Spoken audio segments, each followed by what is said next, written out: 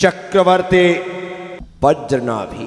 संसार, शरीर और भोगों की असारता का चिंतन। इस संसार में सार नहीं है, ये संसार असार है, यह संसार निस्सार है। यहां पर सुख ढूंढना बेवकूफी से ज्यादा और कुछ नहीं, क्योंकि जहां सुख है ही नहीं, यदि वहां ढूंढा जाए तो मिलेगा क्या? जहां है वहां ढूंढो, मिलेगा। जहां नहीं है वहां पर ढूंढने का मतलब है अपने समय को जाया करना, अपने समय को बर्बाद करना। एक बड़ी पुरातन कहानी है, जब मैं 2008 में आया था तब भी सुनाया, और आपको याद होगी। याद है कि नहीं? याद है ना? सुनाओ। कौन सी मतलब? सुनाओ। मैंने 2008 में सुनाई थी। कौन सी कहानी? फिर भी लोग गर्दन हिला रहे। हाँ याद है, याद है, लेकिन मैं संकेत तो दूं कि कौन सी कहानी। जैसे ही मैं एक शब्द बोलूंगा आप कहोगे हाँ हमें याद। एक बुढ़िया थी, आंखें जिसकी कमजोर थी, दिखाई कम देता था। वैसे भी उम्र होते ही आंख कान दिखना सुनना कम कर देते हैं, दांत गिर जाते हैं, मुंह पोपला हो जाता है, हाथ पैर हिलने लग जाते हैं। अंगम गलितम पलितम मुंडम दसन विहीनम जातम तुंडम वृद्धो याति कृत्वा दंडम तदपि न मुंचति आशा पिंडम। ऐसी दशा हो जाती। अंगम गलितम पलितम मुंडम, अंग अंग शिथिल हो जाते हैं, गल से जाते हैं। अंगम गलितम पलितम मुंडम, जो दसन विहीनम, जो मुख है वो पलितम पोपला हो जाता है, क्योंकि दसन विहीन हो गया। जो चेहरा खिला रहता था, दांत टूटने के साथ ही गाल अंदर घुस जाते हैं। दसन विहीनम जातम तुंडम वृद्धो याति कृत्वा दंडम, बुढ़ापा आता है, हाथ में डंडा आ जाता है। तदपि न मुंचति आशा पिंडम, फिर भी कहते हैं कि वह आशा तृष्णा को नहीं छोड़ता है। तो बुढ़िया थी, आंखों से कम दिखने लगा था, कानों से कम सुनने लगा था, शरीर एकदम जर्जर सा हो गया था, लेकिन फिर भी अपना काम खुद ही कर लेती। एक दिन रात के समय चिमनी के प्रकाश में अपनी कथरी सी रही थी कि अचानक धागा सुई से अलग हुआ, सुई धागे से अलग हुई, हाथ से छिटक गई और उसकी सुई बेचारी की कमरे में खो गई। चिमनी का प्रकाश था, आंखों में दिखता कम था। अब उसकी इतनी सी सुई कमरे में छिटक गई। उसने बहुत कोशिश की सुई ढूंढने की, दिखाई नहीं दी। तो उसे लगा कि अंदर तो मैं ढूंढ ढूंढ करके थक जाऊंगी, फिर मिलने वाली नहीं, क्योंकि उजाला कम है। एक काम करते हैं, बाहर स्ट्रीट लाइट है, उजाला अच्छा है, वहां चल करके सुई ढूंढते। और बुढ़िया घर के बाहर आ गई। घर के बाहर आने के बाद उसने स्ट्रीट लाइट के नीचे सुई ढूंढना प्रारंभ कर दिया। स्ट्रीट लाइट के नीचे सुई ढूंढना प्रारंभ कर दिया। अब घंटे भर तक वह सुई ढूंढती रही, सुई नहीं मिली। रात के समय एक बुढ़िया सुई ढूंढ रही है, अचानक वहां से भूरू निकला। कौन निकला? भूरू निकला। भूरू ने कहा कि माँ क्या कर रही हो? तो भूरू ने पूछा, तो उसने कहा कि बेटा क्या बताऊं, मेरी सुई खो गई है, उसे ढूंढती हो। तो भूरू ने कहा माँ तू आराम से बैठ, मैं ढूंढता हूं, मैं जवान आदमी, मेरी आंखें अच्छी है, तू बैठ जा। तो बेचारी बुढ़िया को बिठा दिया और ये ढूंढने लगा। अब भूरू सुई ढूंढने लगा। साहब ये देख रहा है, अब भूरू को ढूंढ रहा था सुई, इतने में वहां से अनिल आया। उसने भूरू, अरे बोले यार सुई खो गई, ढूंढ रहा हूं। तो अनिल भी ढूंढने लगा। अनिल के पीछे पीछे पंकज आ गए। बोले क्या कर रहा है? बोले सुई खो गई, ढूंढते। वो भी ढूंढने लगा। मनोज सोगानी कोई पीछे रहने वाला था क्या? वो भी आ गया कि बोले भाई क्या कर रहा है? बोले सुई ढूंढ रहा हूं। तो 1 से 2, 2 से 3, 3 से 4 हो गए। कमल पटौदी बोले भैया अरे यार सुई खो गई है। वो भी ढूंढने लगा। 5 हुए, 6 हुए, 7 हुए, सब हुए। ना जाने अचानक क्या हुआ, मनीष चांदवाड़ को वहां से उसका निकलना हुआ। उसने कहा क्या हो गया? अरे बोले सुई खो गई यार, सुई ढूंढते हैं। मनीष ने कहा टेंशन नहीं लेने का, अभी मैं नगर पालिका में फोन लगाता। सारे लोगों को बुला लिया, पूरी टीम आ गई। रात में सब सुई ढूंढने लगे। जब पति लोग 12, साढ़े 12, 1 बजे तक घर नहीं पहुंचे तो सब महिलाओं के फोन आने लगे। मृदुला ने फोन लगाया कि कहाँ हो? अरे बोले सुई ढूंढते। बोले मैं भी आ रही हूँ। ये पता लगा अपनी फौज लेके ये भी पहुंच गई। सारे के सारा पूरे लोग सुई ढूंढ रहे हैं, पूरा गांव सुई ढूंढ रहा है साहब, एक लाइन से इतनी सी सुई और पूरा गांव ढूंढ। ये सब चल रहा है। अब ये तो तुम्हारी किस्मत वाली बात थी कि उस समय अचानक मैं वहां आ गया। मैंने कहा कि मनीष इतनी रात को ये क्या बखेड़ा कर रखा? बोले गुरुदेव सुई खो गई। मैंने कहा किसकी खोई है भाई? मनीष ने कहा मुझे पता नहीं, ये मनोज सौगानी ढूंढ रहा था तो मैं भी ढूंढने लगा। मैंने कहा मनोज क्या? अरे बोले मुझे पता ही नहीं है, पंकज ढूंढ रहा था मैं ढूंढने लगा। मैंने पंकज? बोले मुझे नहीं क्या मालूम, ये अनिल से पूछो। अनिल क्या हुआ? बोले मुझे क्या पता, ये भूरू से पूछो, यही सारी मुसीबत की जड़ है। मैंने कहा कि भाई भूरू? बोले मेरी थोड़ी खोई है, वो बुढ़िया की खोई है, उससे पूछो। मैंने कहा कि यार माजरा तो बिल्कुल अलग है। बुढ़िया आराम से वहाँ पर बैठी है, राम राम जप रही है और ये भाई साहब सुई खोज रहे हैं। मैंने कहा कि माँ जी रात को 1-1:30 बज गया है, ये बेचारे सारे के सारे लोग परेशान हो रहे हैं, तुम्हारी सुई खो गई है, पूरा गांव पूरा नगर पालिका लग गया, सब कुछ सबकी नींद हराम कर रखी है, क्या मामला है? सुई कहाँ खोई है मुझे बताओ। उसने मुझे ऊपर से नीचे तक देखा। मैंने कहा क्या देख रहे हो? बोले गुरुजी ये इतने सारे लोग सुई ढूंढ रहे हैं, ये सबसे बड़ा तो ये भूरू आकर के सुई ढूंढने लगा, लेकिन मुझसे पूछे नहीं कि सुई कहाँ खोई है, पूछे ही नहीं, सुई खोई और ढूंढना चालू कर दिया। और मैं क्या करूं, मैं कुछ कहती उसके पहले इसके सारे दोस्त यार आ गए, सारे दोस्त यार के साथ सारा नगर पालिका आ गए, ये महिलाएं आ गई। मैं बताऊं तो बताऊं किसको? कोई पूछने को राजी नहीं है कि किसकी सुई खोई है, कहाँ खोई है। आप ही हो जो पूछ रहे हो कोई सुई कहाँ खोई है। मैंने कहा कि चल किसी ने पूछा तो सही, अब मुझे बता दे कि सुई कहाँ खोई है। आपसे क्या छिपाना, सुई तो भीतर खोई है, सुई तो भीतर खोई है। मैंने कहा कि माँ इनको तो ढूंढने दे, चल अपन अंदर चलते। और मैं माँ को लेकर के अंदर गया और 2 मिनट में सुई लेकर के आ गया। 2 मिनट में सुई लेकर के आ गया। मैंने इनसे कहा कि अरे पगलो घर जाओ, सुई मिल गई है, क्योंकि सुई भीतर खोई थी। जो चीज भीतर खोई है उसे भीतर ढूंढना पड़ता है, और तुम बाहर खोज रहे हो। जो सुख है वो भीतर है, खोजना है तो भीतर खोजो। तुम बाहर खोज रहे हो, दुकान में, मकान में, पत्नी में, बच्चों में, माँ बाप में, नाते और रिश्तेदारों में, अपनों और परायों में, इसमें और उसमें, ना जाने किस किस में, तुम सब में सुख खोज रहे हो। वहां पर तुम्हें सुख मिलने वाला, जहां पर सुख है वहां ढूंढो तो आज मिल जाए, अन्यथा तुम पूरे गांव मिलकर के भी ढूंढोगे तो मिलने वाला नहीं है। तुमसे बस गलती यही हो रही, तुम ढूंढ तो रहे हो लेकिन कहां ढूंढना चाहिए इसकी कोई खोज खबर नहीं है। किसी से पूछने की तुमने जरूरत ही महसूस नहीं की है, बस ढूंढना है तो ढूंढ रहे हैं सभी लोग लगे। जिंदगी नहीं, जिंदगियां निकल जाएंगी। क्या जिंदगियां निकल जाएंगी तो भी तुम्हें इस संसार में सुख मिलने वाला नहीं है। कल कहा था ना, संसार विषय सुख हो तो तीर्थंकर क्यों त्यागे, काहे को सुख साधन करते संयम को अरनावे। देह अपावन अथिर घिनावन या में सार न कोई, और सागर के जल से शुचि कीजिए तो भी शुद्ध ना। कितना भी इसे शुद्ध करना चाहो यह शुद्ध होने वाली नहीं है। आगे बद्रनाभि चक्रवर्ती चिंतन कर रहे हैं, 7 कुधातु भरी मल मूरत चर्म लपेटी सोहे, और अंतर देखत या सम जग में अवर अपावन।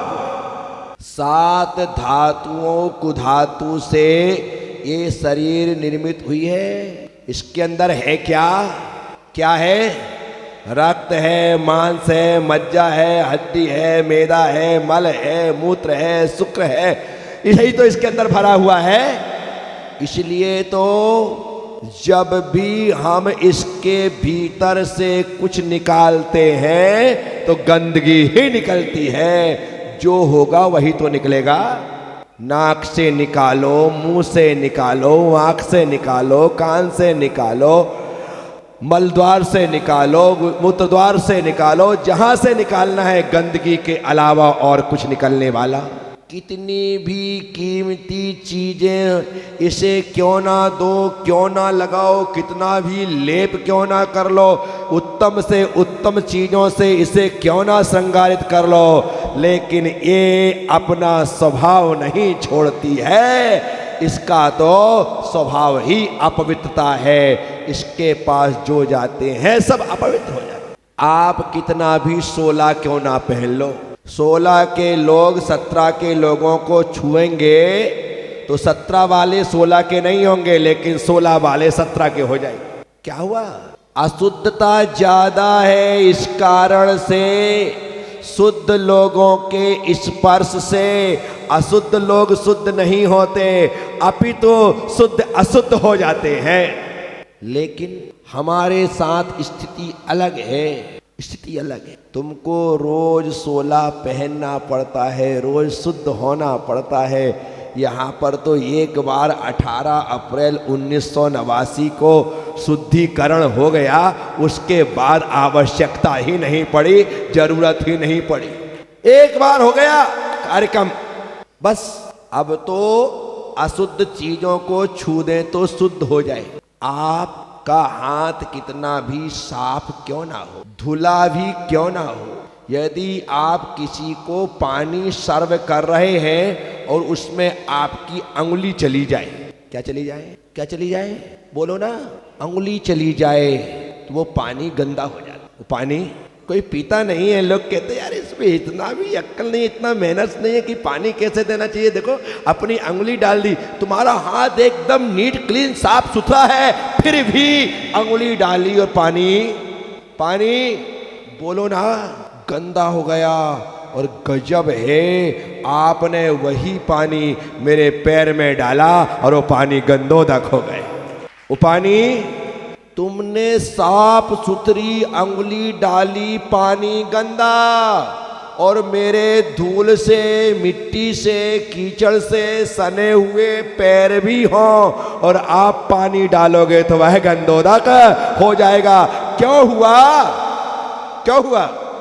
क्योंकि मैंने अपनी काया को रत्नत्रय से पवित्र किया है, इसलिए बाकी तुम्हारे शरीर में मेरे और मेरे शरीर में कोई अंतर नहीं है। 2 हाथ मेरे, 2 हाथ, 2 पाँव, 2 पाँव, 1 नाक, 2 आँख, 2 कान, वही माथा, वही सिर, वही मुंह, वही दांत, वही जीभ, सब कुछ ज्यों का त्यों। बोलो हाँ, कोई अंतर? मैं मुंह से बोलता हूँ, तुम भी। मैं आँख से देखता हूँ, तुम भी। मैं कान से सुनता हूँ, तुम भी। मैं पैर से चलता हूँ, तुम भी। बोलो ना हाँ। सब कुछ ज्यों का त्यों है, लेकिन दोनों में सो मैनी डिफरेंस, बहुत अंतर। एक सी आकृति है, लेकिन हमारी संस्कृति एकदम अलग अलग है, हमारे संस्कार, हमारे नियम अलग अलग हैं। इस कारण से आप लोग यूं करते हो। क्यों करते हो? यूं करते हो। और मैं क्या करता हूं? गजब हो गया। मैं सिर्फ इतना ही कहता हूं, जो लोग आते हैं ना, ए पारस जी बैठे, मैंने सुबह कहा पारस जी, बोले आप जी मत बोलो। वो ललित जी आते हैं, उनसे कहता ललित जी, बोले आप ललित बोलो लेकिन जी मत लगाओ। क्या गजब हो गया। इस उम्र के लोग कहते हैं कि आप जी मत बोलो, और ये छोटे से महाराज जी प्रीतीर्थ जी, जिनकी अभी उम्र ही 19 साल की है, आप इनको जब बोलोगे तो जी लगा करके बोलोगे। क्या बोलोगे? कैसे हो गया? अरे ये तो बहुत बड़े हैं, वो छोटा सा संस्कार, उसको भी आप भैया जी बोलते हो। क्या बोलते हो? कहीं से कहीं तक लगता है तुम्हारा भैया जी है? बेटा जी नहीं, पोता जी लगता है, जिनका वो लोग भी कहते हैं कि भैया। कमाल हो गया। क्या है ये? त्याग का, ये रत्नत्रय का कमाल है कि लोग अपने आप प्रणाम करने लग जाते हैं। तो मैं आपसे कह रहा हूं, ये शरीर, ये काया तो आप पवित्र है, इसे आप कितना भी पवित्र करना चाहें तो नहीं हो सकती। 7 कुधातु भरी मल मूरत चर्म लपेटी सो है। ये चमड़ी लगी है ना इसलिए सुंदर लग रही है। जरा सा कहीं पर खरोंच लग जाए, खून निकलने लग जाए, पानी लग कर के पक जाए, पक कर के पस निकलने लग जाए, पस में सड़ांध आ जाए, खुद को ही बदबू मारने लगती है। क्या हो गया? जरा सी खरोंच पूरी चमड़ी उतर जाए ना तो कौवे और चील तुम्हें उठा करके ले जाए। दिन भर मक्खियां तुम्हारे ऊपर हमारे ऊपर भन भनाती रहे। ऐसी एक आया और इस चमड़ी पर हम इतना ज्यादा राग कर रहे हैं, इस चमड़ी पर हम इतना ज्यादा मोह कर रहे हैं, इस चमड़ी के लिए हम अपनी दमड़ी खत लगा देना चाहते हैं। क्या स्थिति है क्या इसका मूल्य? जरा सा अभी शरीर जल जाए ना तो खुद की सूरत दर्पण में देखने लायक नहीं रहती। विचार करना, सिर्फ चमड़ी का ही खेला है, इसके अलावा और कुछ भी नहीं। एक बार उतार करके देखो कहीं की थोड़ी सी, पता चल जाएगा कि क्या है इसके भीतर, गंदगी के अलावा और कुछ नहीं। ये शरीर अर्थात असुचि भावना का चिंतन जब तक नहीं होगा तब तक इस शरीर से राग, तब तक इस शरीर से ममत्व कम होने वाला नहीं है। हम तो अपने आप को सर्वांग सुंदर मानते हुए सबसे सुंदर समझते हैं कि मुझसे अच्छा कोई नहीं है। क्या रखा है? एक से बढ़कर के ये खूबसूरत लोग धरती पर हैं। हमारी तो कहीं से कहीं तक कोई गणना नहीं है, लेकिन हम ऐसे बंठन करके घूमते हैं, बढ़िया हेयर स्टाइल बनाएंगे, एक्शन मारेंगे। किस बात का एक्शन मार रहे हो मेरे भाई? तुम्हारे बाप बैठे हैं दुनिया में, कुछ नहीं है हमारे पास, कुछ भी नहीं। अंतर देखत या सम जग में अवर अपावन को है। जब मैं अंदर देखता हूं तो इससे ज्यादा संसार में कोई दूसरी अपवित्र चीज दिखाई देती। संसार में पूरा ढूंढ करके आ जाओ, शरीर से ज्यादा अपवित्र अपावन चीज और कुछ भी नहीं है। एक दिन स्नान ना करो ना तो ये अपनी औकात दिखा देता है। मैं जो लड़के शादी करना चाहते ना उनसे कहता हूं कि तुम शादी करो। क्या कहता हूं? मैं उनसे कहता हूं तुम लड़की देखने जाओ, लेकिन दोपहर में 2 बजे मत जाना, सुबह 5:30-6 बजे जाना। कितने बजे? 2 बजे तक तो वो तुमको बेवकूफ बनाने लायक तैयार हो जाएगी। ब्यूटी पार्लर जाकर के ऐसी ठच धच करके आ जाएगी, तुमको लगेगा बाप रे ये स्वर की अप्सरा है या क्या है, देख करके पागल हो जाओगे। तुमको हाँ डन फाइनल। सुबह 6 बजे जाओ, सब लड़की देख। उनको बोल दो हम लड़की देखने आने वाले हैं, बस कब आएंगे? नहीं, आ जाएंगे, आप चिंता मत करो, हम तो समय पर उपस्थित हो जाएंगे। और सुबह 6 बजे जाकर के बेल बजाना। जिसको देखने गए हो ना वही ऐसी आंख मलते मलते आएगी दरवाजा खोलने के लिए।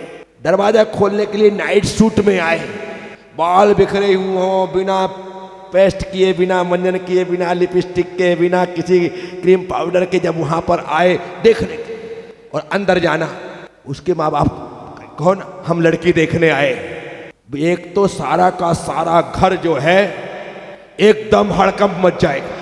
बैठी बैठी बैठी बैठी, आपने पहले अरे कोई बात नहीं भाई, अपने ही घर है, चिंता किस बात की, मुझे हमें कोई फिक्र नहीं है, बैठो।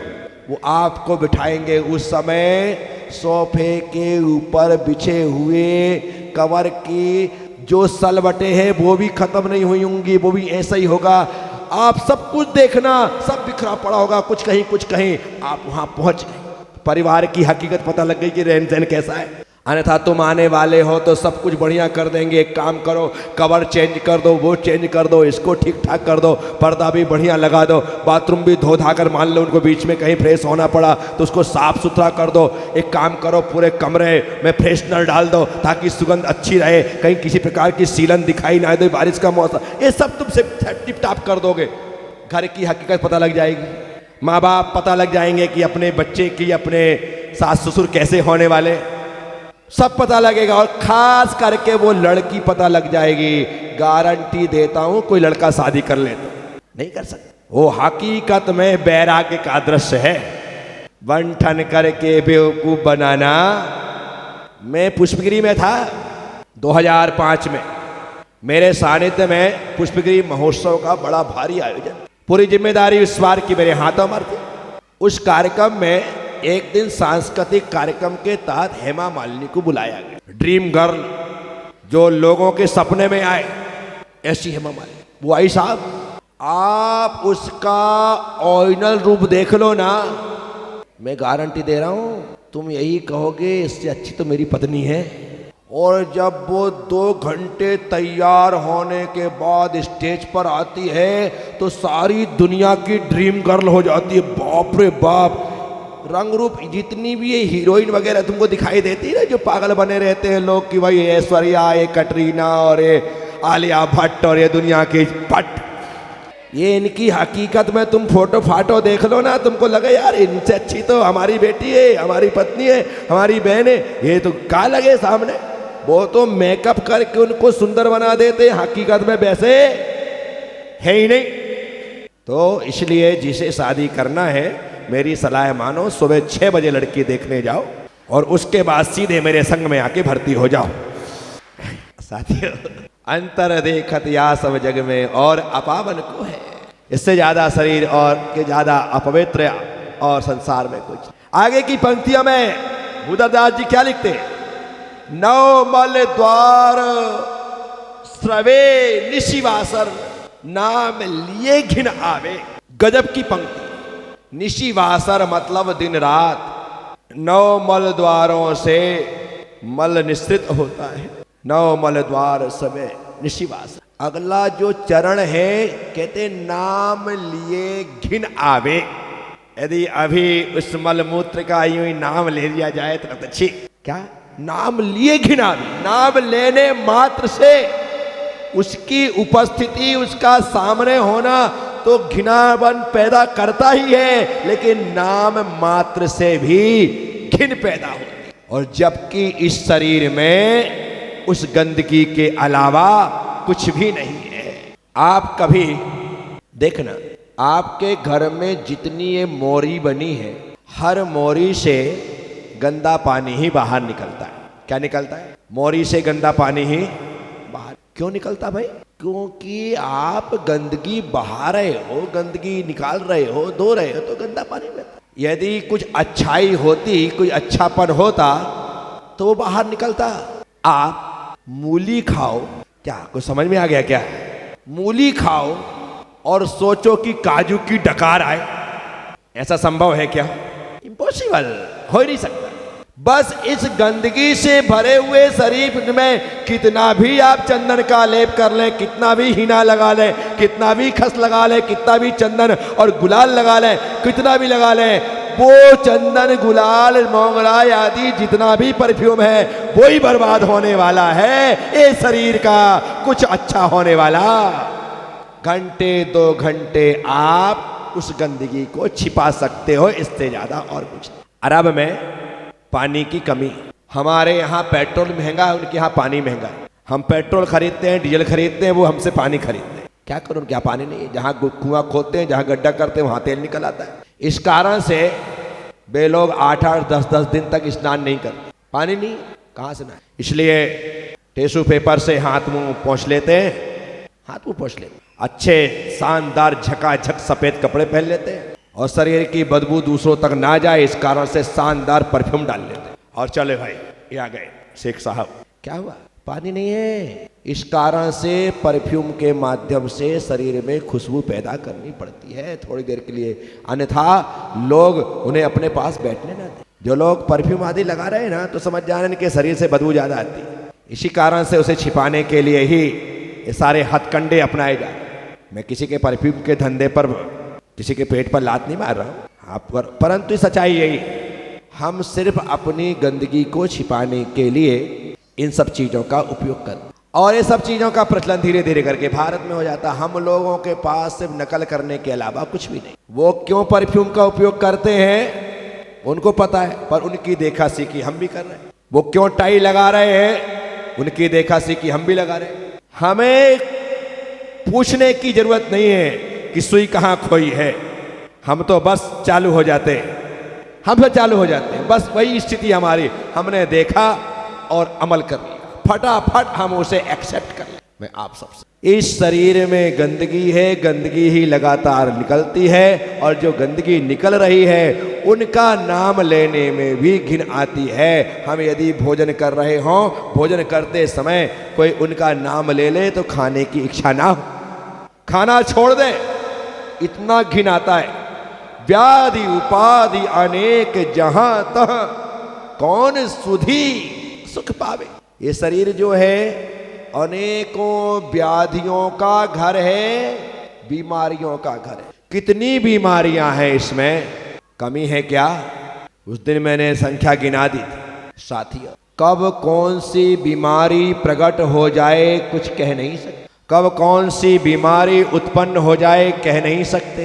ये शरीर में सिर्फ बीमारियां ही बीमारियां हैं, आदि विवाद अनेक जहां तहां, कभी पैर में, कभी घुटने में, कभी कमर में, कभी हाथ में, कभी पेट में, कभी पीठ में, कभी कुछ भी हो सकता है। देखते देखते कहीं फुंसी निकल जाती है, फुंसी बाल तोड़ बन जाती है, पता लगा उसी में काम, कुछ भी हो सकता है। इसीलिए अंतिम चरण में कहते हैं कौन सुधी सुख पावे, ऐसा कौन बुद्धिमान है जो इस शरीर के माध्यम से सुख प्राप्त कर सकता है कोई? तो कहते हैं संसार में ऐसा कोई बुद्धिमान नहीं है जिसने शरीर के माध्यम से सुख प्राप्त किया। तो साथियों, आप सभी से कह रहा हूं, शरीर का ख्याल रखिए, लेकिन उतना ही ख्याल रखिए जितना ख्याल रखा जाना चाहिए। शरीर नौकर है, शरीर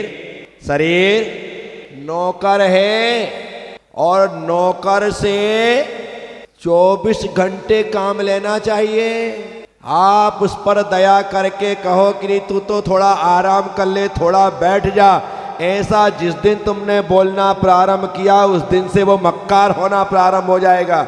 आते ही से तुम कहा कि बेटा पहले चाय पी ले, उसके बाद तू नाश्ता कर ले, उसे लगा कि ये तो अच्छा VIP ट्रीटमेंट है, बढ़िया है चाय। आज अच्छा लग रहा है, तुम्हें लगता है कि इसकी लल्लो चप्पो करेंगे, थोड़ा खिलाएंगे पिलाएंगे तो ये ज़्यादा को लगता है कि उसकी ज़्यादा खुशामद करेंगे, ज़्यादा उसको अच्छे से ट्रीटमेंट देंगे तो बहुत अच्छा काम करेगा। नहीं, वो मक्कार हो जाएगा। शरीर भी नौकर है, इसकी ज़्यादा लल्लो चप्पो करोगे ये तुम्हें कष्ट ही देने वाला है। शरीर से लगातार काम कराते रहो, काम कराते रहो। काम करेगा तो मजबूत रहेगा, काम नहीं करेगा तो कमजोर हो जाएगा। गाड़ी में जो बैटरी डलती है ना, गाड़ी चलती है तो चार्ज होती है, गाड़ी खड़ी हो जाए तो डिस्चार्ज हो जाती है। गजब की चीज बनाई है भाई। अरे मोबाइल चलता है तो मोबाइल की बैटरी डिस्चार्ज होती है, लेकिन यहाँ गाड़ी के साथ एकदम उल्टा है। गाड़ी खड़ी रहेगी तो बैटरी डिस्चार्ज, और चलती रहेगी तो ये शरीर की ऐसी गाड़ी है, ये चलता रहेगा तो चार्ज रहेगा, और आराम तलब हो गए तो डिस्चार्ज हो जाएगा। नौकर के साथ भी ऐसा ही है, उसे आप काम कराते रहो तो चार्ज रहेगा, और यदि आपने आराम तलबी बना दिया तो डिस्चार्ज हो जाएगा। इसलिए शरीर नौकर है, इससे लगातार काम कराओ। घंटे 2 घंटे 4 घंटे 6 घंटे आराम दिन भर में बहुत है। वैसे तो 3-4 घंटे की नींद पर्याप्त होती, लेकिन फिर भी आपको कम लगती है तो 6 घंटे, कम लगती है तो 10 बजे सो 4 बजे उठो, 11 बजे सो 5 बजे उठो, 12 बजे सो 6 बजे उठो। हाँ, ये ठीक है क्या? Early the bed early the rise, जल्दी सोना जल्दी उठना, ये भारतीय संस्कृति। तो साथियों, मैं आप सबसे कह रहा हूं, सिर्फ अपनी समझ का परिचय देना है।